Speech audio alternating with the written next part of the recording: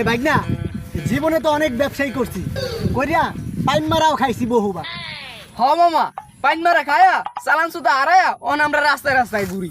হ্যাঁ, কিন্তু ভাগনা এইবার আমি চিন্তা করছি এই কুরবানিতে নতুন একটা ব্যবসা শুরু করব, যেই ব্যবসার কোনো পাইন মারা নেই।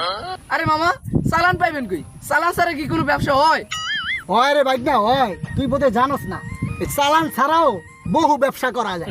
কিন্তু মামা, চালান ছাড়া কি ব্যবসা করবেন? আরে ভাগনা, চালান ছাড়া এবার কুরবানির গোস্তের ব্যবসা করবো। কিন্তু কিভাবে মামা? ওরে ভাগনা তাই হন, ওই ঈদের দিন সকালে নামাজটা পড়ে যাই, তুই আর আমি দুইটা ব্যাগ লয়ে চলে যাই গুলশান বনানি, যাইয়া মানের বাড়ি বাড়ি গোস্ত ঠকামু। এরপরে সন্ধ্যাকালে না ওই গোস্ত রাস্তা হালায় বেচুম বেড়া। মামা, তোমার মান সম্মান না থাকতে পারে, আমার কিন্তু মান সম্মান আছে, আমি এসব পারবো না বাবা।